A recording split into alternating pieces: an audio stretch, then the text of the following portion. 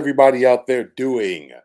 William Martin coming at you one more time here on YouTube with another edition of the 300 Pounds of Sports Knowledge Podcast. Now, it's been an interesting 9 months for the Milwaukee Bucks. I say this because you go back to last May.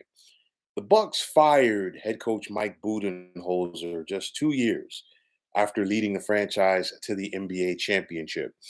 In September, the Bucks would acquire All-Star guard Damian Lillard from the Portland Trailblazers to team him with Giannis Antetokounmpo in order to enhance the championship aspirations of the Milwaukee Bucks.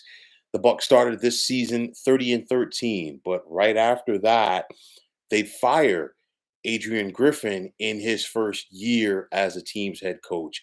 And this was a guy who was hired to replace Budenholzer. Now, after the Griffin firing, the Bucks moved quickly to find a replacement as they brought in veteran head coach Doc Rivers. And under Rivers so far, it's been less than a smooth transition for Milwaukee. Now, there were three games between the Griffin firing and Rivers taking over when assistant head coach Joe Prunty led this team. And on those three games, Milwaukee went 2-1. But since then, they're just a disappointing 3-7 under Rivers. Now, after consecutive blowout wins, when it looked like Milwaukee was turning the corner, they blew out the Charlotte Hornets, and then, of course, the eye opener, the blowout win over the defending NBA champion Denver Nuggets. It looked like, okay, Milwaukee's about to turn this corner and get this thing going. But then the last two games have not been good for Milwaukee. They got blown out at home by 26 points to a Miami Heat team that's playing without their best player, Jimmy Butler. And then last night, the 3-point loss in Memphis to the Grizzlies. And of course, the Grizzlies are not a good team this year. They got a bunch of young, hungry kids on that team that are playing and trying to find their respective spots in the NBA. And I don't think that the Bucks took that team seriously. There's several games, honestly, where I don't think the Bucks took their opponent seriously. And when it was all said and done, Milwaukee was on the wrong side of the score. Now, don't get me wrong, because I talked about this. I expected it for to see a transition period for the Bucks as they get used to and accustomed to Doc Rivers and vice versa. Typically, when a team makes a coaching change during the middle of the season, usually they'll promote an assistant coach. But now you're bringing in somebody, and I know Doc Rivers is a veteran head coach in the NBA. I get it. But you're bringing in somebody from outside of that organization. He might have a different coaching style. He has to try to get a feel for his players. His players have to get a feel for him. And it's one of those where, you're trying to learn on the fly. And I say this because typically, a new head coach with a new system, he's going to get a training camp. He's going to get an off season to get acclimated with his players and his personnel. That was not the case here. Everybody, is trying to learn and do this thing on the fly. But the thing was, the Bucks were already a bad defensive team under Adrian Griffin. That has continued as Milwaukee is giving up 113 points per game since Rivers took over. They've got 26 games left in the regular season right now, and I know that they're at the All-Star break. And the way that the Bucks played last night, it looked like their All-Star break started a little prematurely. But nonetheless, you got 26 games left, and the start of the NBA playoffs are going to be here quicker than you think because it's going to be April before you know it.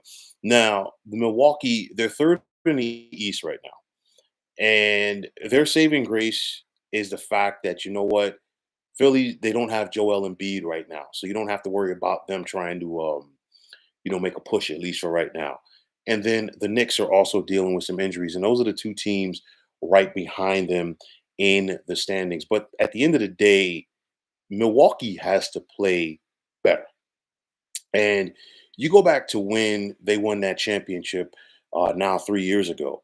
Of course, you had Giannis, and they really used and exploited their size advantage in that NBA Finals win over the Phoenix Suns. But even before that, Milwaukee was a much better defensive team than they are right now, and they've gotten a little bit worse each year since then. And I think this year, this time around, the bottom has really fallen off as far as what the Bucks have been able to do defensively, and it comes down to mindset.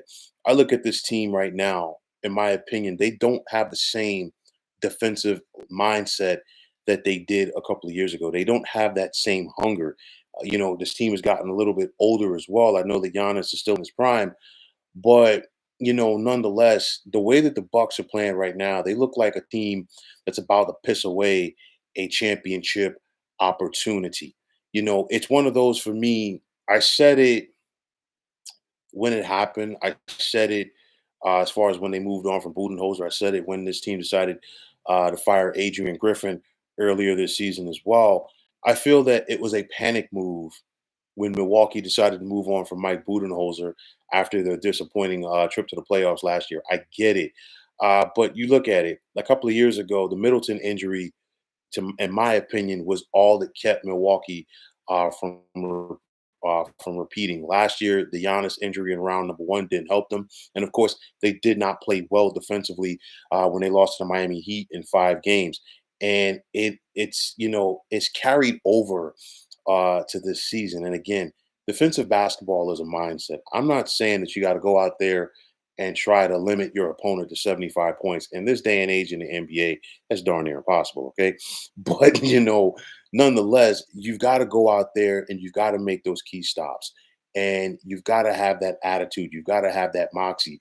Milwaukee just takes the court feeling like, you know what, we're gonna like we should win just because of the names on the back of our jerseys. And I think those names on the back of the jerseys are making their opponents play them tougher. And for me, again, it goes back to mindset. You know, beating Denver in the fashion that they did should have propelled this team, in my opinion, to finish the first going into the All-Star break rather on a positive note by winning their last 2 games. Because if you win these games, okay, if you beat Memphis, if you beat Miami, we're talking about a team that's 5-5 on the Doc Rivers.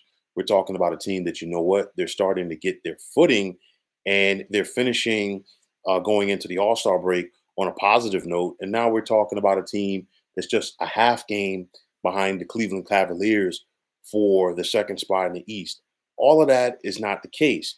So you're looking at a Bucks team here at the All-Star break that's still trying to find a way to gel. Doc Rivers is trying to understand his team, and of course, the team is trying to understand Doc Rivers. And don't get me wrong, I still don't like Milwaukee's championship chances at this point because I feel like, you know what, Doc Rivers is going to be Doc Rivers at some point during the playoffs. And the way that this Milwaukee team is playing right now, it does not look like, you know what, this team is ready to make a deep postseason run. Things can change, yes. But as of right now, I really don't see it happening. You look at it right now, the way things are in the East, the Boston Celtics are the creme de la creme. It's going to be tough for Philly to get back on track. They still have a shot, depending on where and when Embiid can come back and how healthy that he will be. But right now, the Boston Celtics are the team to beat, and the way that the Bucks are playing, okay, and the way that the Celtics are playing right now, okay, and championships are not won in February. I get it, but I don't like the Bucks' chances just off the strength of how they're playing right now. Uh, Last night was bad, and maybe that loss to Memphis will be just what Milwaukee needs because at some point you've got to look in the mirror. There's nobody else to blame. There's nobody else to really fire after this situation. It's on the players. And I think, in my opinion, after you fire Adrian Griffin, if he was the problem, and I do believe that there was an issue there, clearly, communication, you name it, whatever it was, and the Bucks had to do what they had to do to move on. But if that's the case, I haven't seen that intensity from this team enough since that firing because typically in a situation like that, yeah, he's gone. Now you guys need to take it up and step it up and take it to the next level. And I'm looking at the Milwaukee Bucks team that is simply going through the motions right now. So they ended this portion of the season not on a positive note. You got 26 games to try to figure this out because the last thing that Milwaukee can afford to do is head into the postseason still trying to figure things out. End of March, beginning of April, that's when you really want to and need to be clicking on all cylinders with the postseason right around the corner. It's not looking good right now for the Milwaukee Bucks. They still have time to right their wrongs, but the clock is ticking. Will the Bucks be able to figure things out in order for time for the playoffs, and of course, especially at the defensive end of the floor? Only time will tell. But nonetheless, this right now is on Giannis. This right now is on D. Lillard and all the other top players in Milwaukee. They got to try to get their act together, or else their trip to the postseason will be a quick one. So, folks, that's going to wrap it up. And as always, I want to take this time out to thank all of you for tuning into the 300 Pounds of Sports Knowledge podcast here on YouTube. I want to take this time out to thank all of you fine folks out there for tuning in. And if you haven't already, please feel free to subscribe to this channel. Now, if you're on the X, formerly known as Twitter, please feel free to follow me at 300 Pounds of Sports. And like I always say, if you follow me, it will be my pleasure to follow you right back. There's also the sports discussion group on Facebook at the Sports Depot 365. Now you can check it out. Drop a line and be a part of one of the better sports debating sites going on social media. So, once again, fine folks, my name is William Martin, and I am signing off. And I'm saying take care and have yourselves a wonderful day.